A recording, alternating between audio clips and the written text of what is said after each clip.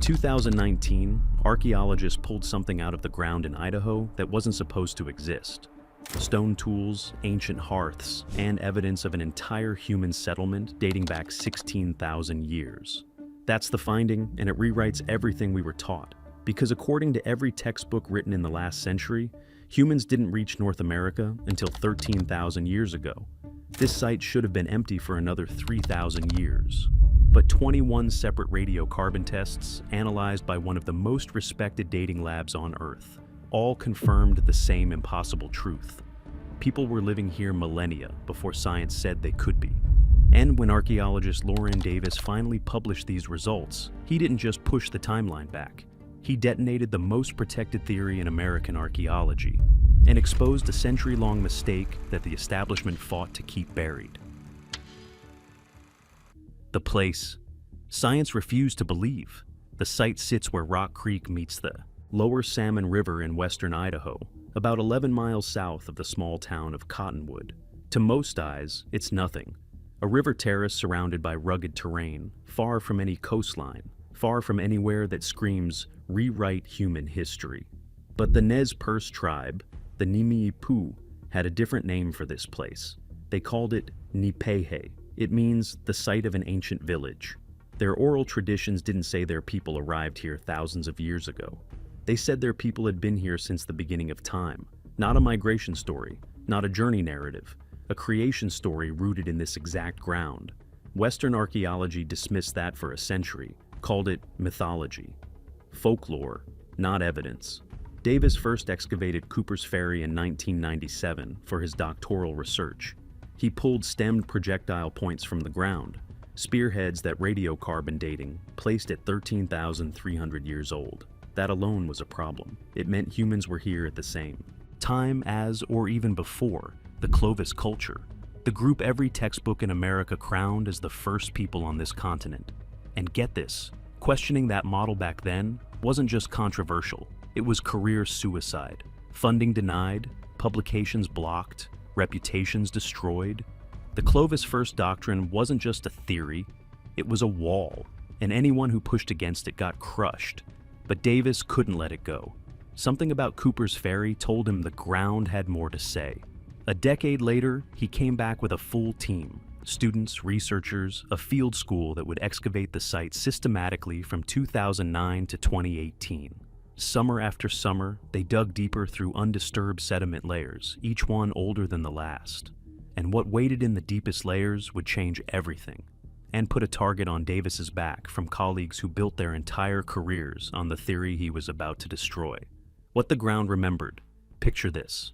You're on your knees in an excavation pit in the Idaho heat, brushing away sediment that hasn't been touched in millennia. Your trowel hits something hard. You slow down, brush more carefully. Then you see the edge of a worked stone, shaped by human hands thousands of years before your civilization existed. Your heart rate spikes. You call your team lead over. Then another tool surfaces in the layer below. Then another. Then the charcoal outline of a hearth that someone built and sat beside in an age when glaciers covered half a continent. Davis and his team uncovered hundreds of stone tools, projectile points, flake tools, cutting implements, all showing deliberate shaping, consistent manufacturing patterns, and wear marks from processing animal hides and meat. They found fire-cracked rock and charcoal from ancient hearths, bone fragments from large animals, food processing stations, pits dug for domestic use. But here's the catch. It wasn't just one layer. It was layer after layer of repeated human occupation. People returned to this exact spot across thousands of years. They knew this place. They remembered it. They passed that knowledge down through generations. The Nipehe had said exactly this. Nipehe, an ancient village, inhabited since the beginning. And now the stratigraphy was confirming it, centimeter by centimeter. These weren't nomads passing through. These were people with territorial knowledge, social continuity, and deep generational roots in this land. The hallmarks of true settlement. Now, pay attention to this part. Everything I just described was dramatic enough. But the real earthquake wasn't what they found. It was how old those deepest layers turned out to be. If you want to see what happens when those dates come back from Oxford and the entire scientific establishment loses its mind, make sure you're subscribed, because what comes next is the part they tried to bury. The dates that killed a century of science. Davis sent charcoal and bone samples from the deepest occupation layers to Oxford University's radiocarbon accelerator unit. When the results came back, he didn't celebrate. He panicked. The lower archaeological layers contained radiocarbon ages older than 14,000 years. Davis later admitted he was stunned but skeptical. He needed to see those numbers repeated over and over just to be sure they were right. So, he tested again. And again. 21 separate radiocarbon samples. Different materials, different excavation seasons, different contexts, all converging on the same impossible window. Humans were living at Cooper's Ferry between 16,560 and 15,280 calibrated years before present. No contamination, no mixing, no disturbance in the stratigraphy. The layering was pristine. The math didn't lie.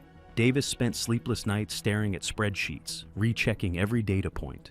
He argued with colleagues who insisted the dates had to be wrong, who told him publishing would be professional destruction. He knew exactly what these numbers meant. He was about to challenge a century of accepted science with evidence that couldn't be explained away. And this is where it gets wild. Think about what the Nipehe had been saying all along. Since the beginning.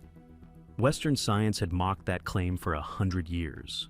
Now, Oxford's most advanced radiocarbon lab was confirming that humans occupied this land for at least 16,000 years, and possibly longer. The oral tradition wasn't mythology. It was the most accurate historical record anyone had. In August 2019, Davis and his team published in Science, one of the most prestigious journals in the world. The conclusion landed like a bomb. Humans were in Idaho 3,000 years before the Clovis culture that every textbook called the first Americans. The timeline didn't just shift, it shattered. But the dates didn't only destroy when humans arrived. They made the accepted explanation of how they arrived physically impossible. The route that couldn't exist. Here's the deal. At 16,000 years ago, North America was locked in the last glacial maximum. Massive ice sheets, some nearly 2 miles thick, covered most of modern Canada. The famous ice-free corridor, the one the Clovis first model completely depended on, didn't open until around 14,800 years ago at the earliest.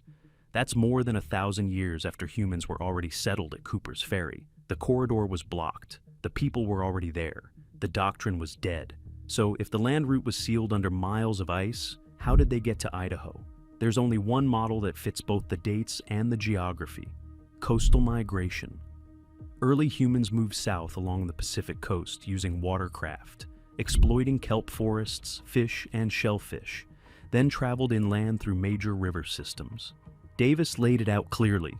Early peoples moving along the Pacific coast would have hit the Columbia River as the first, placed below the glaciers where they could walk and paddle into North America's interior. The Columbia Corridor was the first off-ramp, and the Salmon River, where Cooper's Ferry sits, feeds directly into that system. The site isn't a random anomaly. It's exactly where coastal migration theory predicts early settlement would appear. And that's not even the crazy part. The stem projectile points at Cooper's Ferry closely resemble artifacts found in northeastern Asia, particularly Japan. Davis is now collaborating with Japanese researchers to trace these connections across the Pacific. The implication is staggering. The earliest Americans weren't primitive wanderers stumbling through ice. They were Ice Age mariners, skilled navigators who crossed thousands of miles of Pacific coastline, reading currents and tides, carrying sophisticated tool-making traditions from one side of the ocean to the other. These were people with technology, planning, and the kind of knowledge that only comes from generations of accumulated maritime expertise. The Nipehe never described their ancestors as lost wanderers either. Their traditions spoke of a people rooted in place, connected to this land from the very start. Once again, the oral history matched the archaeology better than a century of Western theory ever did. And the establishment had spent decades swearing all of this was impossible. But Cooper's Ferry wasn't alone, and the pattern emerging across 2 continents was about to make denial impossible. The wall comes down. Cooper's Ferry is now part of a growing constellation of pre-Clovis sites rewriting human history. Monte Verde in Chile has occupation evidence at approximately 14,500 years ago. The White Sands footprints in New Mexico, actual human footprints in ancient lakebed sediments, have been dated to between 21,000 and 23,000 years ago through multiple independent methods, with a 2025 radiocarbon study of the sediment itself adding further confirmation. The Galt and Friedkin sites in Texas yielded artifacts dating to 15,500 to 16,000 years ago. Paisley Caves in Oregon shows human presence around 14,000 years ago. The pattern is undeniable. Humans were spread across the Americas thousands of years before anyone in the scientific establishment said it was possible. But here's the thing nobody talks about. For decades, the gatekeepers fought every one of these sites. They demanded impossible standards of proof. They protected Clovis first, like religious doctrine. Then one man changed the equation. Donald Grayson, archaeologist, emeritus professor at the University of Washington. Famous for one thing, destroying weak pre-Clovis claims. For decades, he was the skeptic, the executioner of premature announcements, the man whose peer reviews could end a research program. He had watched 100 so-called revolutionary sites crumble under his scrutiny. Researchers feared his analysis the way defendants fear a hanging judge. If Grayson said your evidence was weak, your career took a hit. He had earned that reputation through relentless, methodical demolition of sloppy science, and he wore it like armor. Grayson examined the Cooper's Ferry data, every radiocarbon result, every stratigraphic layer, every artifact classification. And when he finished, he didn't equivocate. He called it a totally convincing pre-Clovis site. No qualifications, no hedging. The hardest skeptic in the field looked at Cooper's Ferry and didn't blink. Todd Bragi, an archaeologist at San Diego State University who reviewed the science paper, delivered the final verdict. The evidence shows the Clovis first model is no longer viable. Not questioned, not challenged, no longer viable. A death sentence for a century of accepted science, delivered from a quiet river terrace in Idaho. On the same ground the Nipehe had called home since the beginning. What they always knew, Davis's team found artifacts in even deeper layers beneath the dated material, but couldn't extract direct radiocarbon results from them. He's said publicly he expects there's likely even earlier evidence at the site. But the excavation ran out of usable sediment. The record went dark. What lies below that boundary is still buried. Every year the tools get sharper. Ground-penetrating radar, ancient DNA analysis, more precise dating methods. The secrets are getting harder to keep. But here's what matters most. Cooper's Ferry didn't break the rules of archaeology. It followed them to the letter. Meticulous excavation, rigorous dating, peer-reviewed publication, validation from the field's toughest critics. What it broke were the assumptions. Assumptions about when humans arrived, about how they traveled, about what Ice Age peoples could achieve, and about whose knowledge counted as real. The Nipehe called this place Nipehe, the ancient village. They said their people had been here since the beginning of time. For 100 years, Western science called that a myth, dismissed it, wrote over it with theories built on assumptions that turned out to be wrong. Cooper's Ferry proved it was memory. 16,000 years ago, humans built fires on a river terrace in Idaho.